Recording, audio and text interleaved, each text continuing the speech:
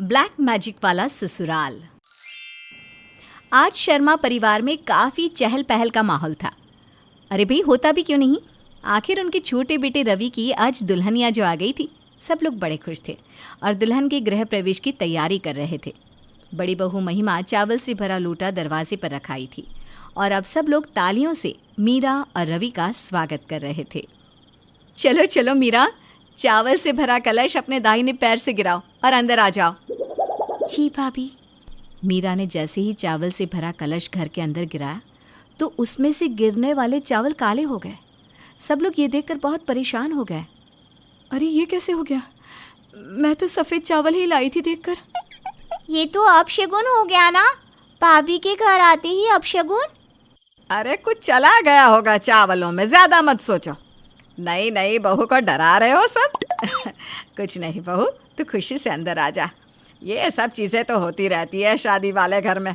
कुछ चला गया होगा चावलों में। हाँ, तुम अपना मन उदास मत करो मीरा, आओ गृह प्रवेश करते हैं। हाँ हाँ मीरा, इन सबको भूल जाओ। आओ ससुराल में पहला कदम रखो। सबके कहने पर मीरा इस बात को नज़रअंदाज कर देती है और गृह प्रवेश करती है। सब लोग मीरा के आने से खुश थे। उस रात हंसी मजाक करते हुए रात कब बीत गई किसी को पता ही नहीं चला और अगली सुबह मीरा का रसोई में पहला दिन था। मीरा बहू, रसोई में तिलक करने के बाद कुछ मीठा बना देना, ठीक है? आज पहली रसोई है ना तुम्हारी। जी माँ जी। महिमा बहू, मीरा बहू को जो भी चीज़ें चाहिए वो दे देना, ठीक है? मैं बाहर पूजा करने बैठ रही हूँ। जी ठीक है माँ जी। मीरा, ये है सूजी, चीनी, ड्राई फ्रूट्स और दूध। तुम्हें कुछ और चाहिए? बस भाभी, मैं पहले हलवा बना देती हूँ, फिर खाना मिलके बना लेंगे। हाँ हाँ ठीक है, तब तक मैं सब्ज़ी लेकर आती हूँ। जी भाभी। महिमा सब्ज़ी लेकर आती है और मीरा हलवा बना रही होती है। तभी रसोई में पिंकी आती है। अरे वाह भाभी, बड़ी अच्छी खुशबू आ रही है। क्या बना रहे हो आप? मैं सूजी का हलवा बना रही हूँ। हाँ, मुझे बहुत पसंद है। इसमें ना थोड़ी किशमिश भी डालिएगा, मुझे बहुत पसंद है। अच्छा, पर किशमिश कहाँ पड़ी है? मुझे नहीं पता। मुझे पता है, मैं डाल देती हूँ। ठीक है। पिंकी ड्रॉअर से किशमिश लाती है और डाल देती है। ठीक है भाभी, मेरा काम हो गया, मैं अब चलती हूँ। काम हो गया? अब मतलब किशमिश डाल दी ना मैंने, तो हो गया ना काम। अच्छा, ठीक है। पिंकी के जाने के बाद मीरा थोड़ी देर के लिए किचन से बाहर चली जाती है और जब वापस आकर देखती है तो महिमा हलवे में कुछ डाल रही थी। क्या हुआ भाभी? अरे कुछ नहीं मीरा, हलवे में ना मीठा थोड़ा कम लगा। यहाँ सब थोड़ा ज़्यादा मीठा खाते हैं ना, तो बस वही डाल रही थी। अच्छा ठीक है भाभी, तो अब ले चले हलवा बाहर, सब लोग टेबल पर आ गए होंगे। हाँ बिल्कुल ले चलते। चलो तुम हलवा ले लो, मैं बाकी का खाना ले आती हूँ। मीरा और महिमा ने टेबल पर सारा खाना और हलवा लगा दिया और सब लोग बड़े उत्साह से टेबल पर बैठे हैं। लाओ जल्दी करो, तुम्हारे हाथ का हलवा खाने के लिए सब लोग तरस रहे हैं। हाँ भाई, और सबसे ज्यादा तो तुम्हारा पति तरस रहा है, देखो तो इसे जरा। हाँ, मैंने सबके लिए हलवा बनाया है, ये देखिए। मीरा, ये हलवा तो देखो, ये लाल खून जैसा है। ये कैसे हो गया? मैंने खुद बनाया था हलवा और चखा भी था। हाँ, हलवा सही था, मैंने ही तो चीनी डाली थी इसमें। हाँ, मैं भी किशमिश डाल आई थी। ये क्या हो रहा है माँ? जब से मीरा भाभी घर आई है कुछ न कुछ अपशगुन हो रहा है। उस दिन गृह प्रवेश में वो हुआ और आज उनकी पहली रसोई की रस्म भी खराब हो गई। हाँ, अब तो मुझे भी टेंशन हो रहा है माँ जी। अरे पता नहीं ये सब क्यों हो रहा है, मुझे तो लगता है हमारे घर को किसी की नज़र लग गई है। हाँ माँ जी, मुझे भी यही लग रहा है। पर ये सब क्यों हो रहा है और कैसे, मुझे तो कुछ भी समझ में नहीं आ रहा। अरे बहू, तुम ना ज़्यादा सोचा मत करो, अपना मूड मत खराब करो। हाँ माँ, सही कह रही है मीरा, हम करेंगे इस बारे में कुछ, लेकिन तुम अभी परेशान मत हो, ठीक है? हाँ भाभी, आइए बैठिए, हम सब नाश्ता कर लेते हैं साथ में। चलो आ जाओ मीरा, बैठो, साथ में नाश्ता करते हैं। इस हलवे को मैं बाहर फेंक आती हूँ। मीरा जब से घर में आई थी उसके साथ काफ़ी अजीब अजीब सी चीज़ें हो रही थी, जिसके बाद अब उसे काफ़ी परेशानी हो रही थी। पर इन सब के बीच उसकी मुंह दिखाई की रस्म भी होने वाली थी। उसे शगुन देने पड़ोस की कुछ औरतें आने वाली थी। मीरा बहू, पड़ोस की कुछ औरतें तुम्हारी मुंह दिखाई को आने वाली है। तुम आज शाम तैयार रहना, ठीक है? और कुछ अच्छा सा पहन लेना और श्रृंगार भी अच्छे से करना बेटा। जी माँ जी, मैं अच्छे से तैयार हो जाऊंगी। महिमा और पिंकी, तुम दोनों मीरा बहू को तैयार होने में मदद कर देना। जी माँ जी, ठीक है। शाम को पिंकी और महिमा मीरा की तैयार होने में मदद करने लगे। मीरा, ये क्रीम लगा लो, तुम्हारा चेहरा इससे बहुत सुंदर लगेगा। हाँ भाभी, और मैं आपके लिए मेरा नया वाला पाउडर भी लाई हूँ, ये भी लगाइएगा, आपको बहुत अच्छा लगेगा। ठीक है। मीरा, ये माँ जी ने तुम्हारे लिए मुल्तानी मिट्टी भेजी है, ये लगा लो तैयार होने से पहले। ठीक है भाभी। मीरा सब कुछ लगाने के बाद अच्छे से तैयार हो जाती है। अरे वाह भाभी, अब तो बहुत सुंदर लग रहे हो। हाँ, मोहल्ले की औरतें तो जल बुन ही जाएंगी तुम्हें देखकर। अरे भाभी, माँ ने कहा था घूंघट डाल के नीचे आइएगा, फिर औरतें आपकी मुंह दिखाई करेगी ना। हाँ हाँ, चलो घूंघट डाल लो। पिंकी, तुम मीरा को लेकर आओ, तब तक मैं नीचे सब कुछ देख लेती हूँ। पिंकी मीरा को नीचे ले आती है और सारी औरतें मीरा को देखने के लिए आगे आती हैं। और जैसे ही वो मीरा के चेहरे से घूंघट हटाती है, वैसे ही मीरा का सारा चेहरा लाल लाल दानों से भर गया हो दिखती है। अरे कावेरी बहू, तेरी बहू का चेहरा तो लाल लाल दानों से भरा हुआ है। कितनी अजीब लग रही है ये, जरा देखो तो। माँ जी, अभी तो मेरा चेहरा बिल्कुल ठीक था, अब न जाने कैसे ये सब। अरे कोई बात नहीं बहू, तू जाकर ना अपने चेहरे पर कुछ लगा ले, जा बेटा। मीरा अपने चेहरे को देखकर बहुत ज़्यादा रोती है और उदास हो जाती है। पर अब उसे शक होने लगता है कि उसके साथ ये जो भी अपशगुन हो रहे हैं, उसमें घर वालों में से ही किसी का हाथ है। पहले महिमा भाभी ने मुझे कुछ लगाने को दिया, उस दिन भी हलवे में उन्होंने चीनी डाली थी। पर पिंकी भी तो रसोई घर में आई थी और आज भी वो अपना पाउडर ले आई थी। और माँ जी ने भी तो मुल्तानी मिट्टी भेजी थी। इनमें से कौन हो सकता है जो ये सारी चीज़ें मेरे साथ कर रहा होगा? या मैं ही कुछ ज़्यादा सोच रही हूँ? कहीं मैं कुछ गलत तो नहीं सोच रही हूँ? क्या करूँ, कुछ समझ में नहीं आ रहा।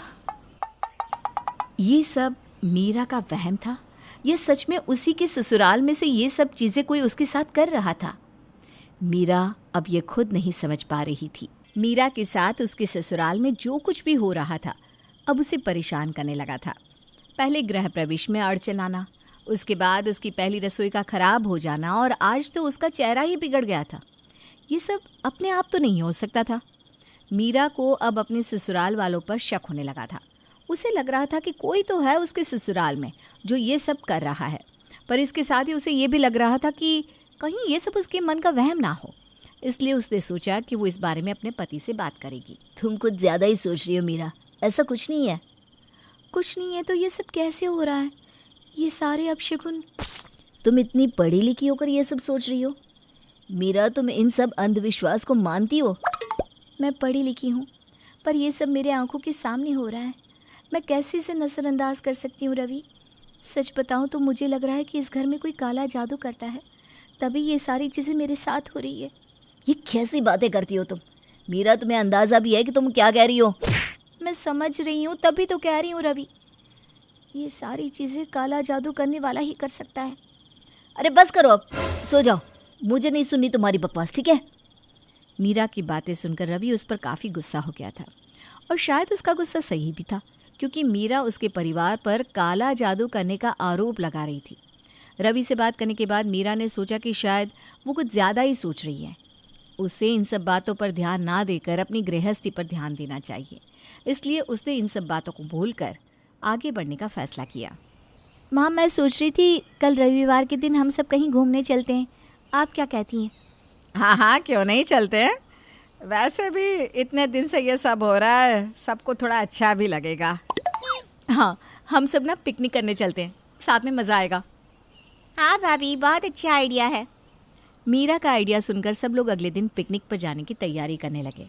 सब लोग काफ़ी खुश थे क्योंकि बहुत दिनों बाद घर में आज खुशी का माहौल था। अरे चलो साहब, बस आ गई है। हाँ हाँ, बस आ ही रहे हैं। आज तो बड़ा मज़ा आने वाला है ना भैया? हाँ बिल्कुल। मीरा कहाँ रह गई? चलो भी मीरा। हाँ हाँ अभी आई।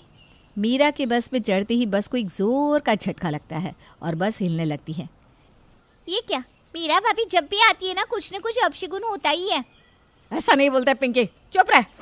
हाँ नहीं तो क्या, जब भी ये कुछ करती है काम बिगड़ता ही है माँ। वैसे पिंकी कह तो सही रही है माँ, मीरा जब से इस घर में आई है आए दिन कुछ न कुछ होता ही रहता है। हाँ मैं जानती हूँ, पर इसमें मीरा की कोई गलती नहीं। रवि और मीरा की लव मैरिज है, इसलिए उनकी कुंडलियाँ भी नहीं मिलवाई। मुझे तो लगता है शायद कुंडली में कोई दोष होगा। ऐसा कुछ नहीं है माँ जी, मेरी कुंडली में कोई दोष नहीं है। अब आप तो ऐसा कहेंगे ही ना भाभी, आप खुद ही देख लीजिए कैसे सारी चीज़ें आपकी वजह से बिगड़ रही है। पिंकी बस बहुत हो गया, हम सब पिकनिक पे जा रहे हैं, सबका मूड खराब मत करो प्लीज। आपको लगता है मीरा भाभी के रहते सब अच्छा होगा? पिंकी चुप हो जा। चलो सब बस पे बैठो और कोई कुछ नहीं सोचेगा इस बारे में आगे। हाँ हाँ चलो। सारे लोग बस में बैठ जाते हैं, पर सबकी कही हुई बातें मीरा को बहुत चुभती हैं। पर वो सबका मज़ा ख़राब नहीं करना चाहती थी, इसलिए कुछ नहीं कहती। पिकनिक की जगह पर पहुंचते ही सब लोग मज़े से झूम उठे। थोड़ी देर खेलने और खाने के बाद मीरा सबके लिए पानी की बॉटल्स ले आती है और सबको देती है।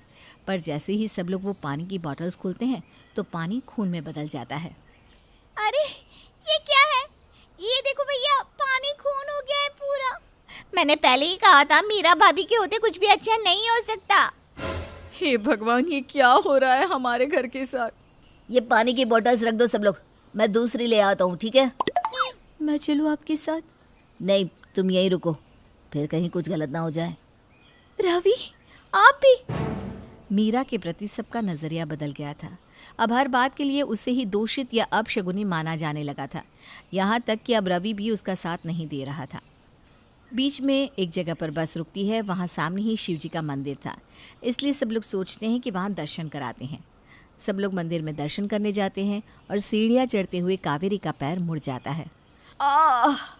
मैं आगे नहीं चल पाऊंगी, तुम सब दर्शन कराओ। ठीक है माँ, आप यहीं बैठिए, हम सब दर्शन करके आते हैं। दर्शन करते वक्त जब पंडित जी ने मीरा को देखा तो उन्हें कुछ आभास हुआ और उन्होंने मीरा के कानों में कुछ कहा। सब लोग हैरान हो रहे थे कि पंडित जी ने मीरा के कानों में क्या कहा। क्या कहा पंडित जी ने? हाँ, और सिर्फ तुमसे ही बात की, हमसे तो उन्होंने कुछ भी नहीं कहा। मीरा बताओ तो क्या कहा पंडित जी ने तुमसे? पंडित जी ने हमारे घर एक पूजा करने को कहा है, ग्रह शांति की पूजा। उन्होंने कहा कि इससे हमारे घर पर लगी बुरी नज़र दूर हो जाएगी। तो हम सब कल ही ये पूजा करवा लेते हैं फिर, क्यों भैया? हाँ हाँ, घर की शांति के लिए पूजा तो करनी ही चाहिए। मीरा के कहने पर अगली सुबह सब लोग पूजा करने के लिए तैयार हो जाते हैं। सब लोग आ गए हैं ना? हाँ सब लोग यहीं हैं, बस माँ नहीं दिखाई दे रही। माँ कहाँ है? पता नहीं, कह रही थी उनकी तबीयत ठीक नहीं है। पर पंडित जी ने कहा था कि घर के सब लोगों को पूजा में बैठना होगा, तभी घर की शांति अच्छे से हो पाएगी। मैं माँ को लेकर आता हूँ। जी भैया। आकाश कावेरी को उसके मना करने के बाद भी ज़बरदस्ती ले आता है। अरे तुम लोग समझ क्यों नहीं रहे? मेरी तबीयत ठीक नहीं है, मैं नहीं बैठ सकती पूजा में। माँ बस कुछ देर की तो बात है, पूजा खत्म होती ही आप आराम कीजिएगा। नहीं नहीं, मैं जा रही हूँ। माँ बस कुछ वक्त लगेगा, आप बैठिए तो सही, मैं पूजा शुरू करती हूँ। ओम त्र्यंबकम यजामहे सुगंधिम पुष्टिवर्धनम उर्वारुकमेव बंधनम मृत्युर्मुक्ष्यमामृतात्। ओम। मीरा जैसे ही माँ मृत्युंजय का जाप करने लगती है, कावेरी उठ के जाने लगती है। अरे माँ कहाँ जा रही है आप? मैंने कहा ना मैं बैठ नहीं सकती पूजा में, तुम लोग समझ क्यों नहीं रहे? पर माँ जी ऐसा क्या है जो आप नहीं बैठ सकती पूजा में? हाँ माँ, पूजा ही तो है बस। माँ बैठिए ना, मीरा तुम बोलो मंत्र। नहीं कहा ना, मतलब मत बोलना मंत्र, वरना मेरे काले जादू का असर चला जाएगा। कावेरी अपने गुस्से में अपने मुंह से सारी सच्चाई बता देती है। हाँ, अब माँ ने सच बोला। मुझे कल ही पंडित जी ने बता दिया था कि माँ ही है वो इंसान जो मुझ पर काला जादू कर रही है, इसलिए वो मंदिर के अंदर नहीं आ रही थी। माँ क्यों किया आपने ये सब? तूने बिना मुझसे पूछे मीरा को अपनी पत्नी चुन लिया, इसलिए मुझे लगा अगर मैं इसे मनहूस साबित कर दूं तो तू उसे छोड़ देगा। बस इसी वजह से काला जादू कर रही थी इस पर। माँ आप ये सब कैसे कर सकती हो? मुझे माफ़ कर दो, मेरा बहू मैंने गुस्से में आकर ये सब कर दिया। हम लोग आपको भगवान से भी ऊपर समझते थे माँ, और रही बात माफ़ी की तो हम में से कोई आपको माफ़ नहीं कर पाएगा। हाँ माँ, आपने ये बिल्कुल सही नहीं किया। आपकी वजह से मीरा को क्या क्या नहीं सहना पड़ा माँ जी। मैं आपको माफ़ नहीं कर सकती। मुझे माफ़ कर दीजिए भाभी, मैंने आपको न जाने क्या क्या कह दिया। मुझे नहीं पता था कि मेरी माँ ये सब कर रही है। कहते हैं कुछ गुनाहों की माफ़ी नहीं होती। उस दिन कावेरी सबकी नज़रों में गिर गई।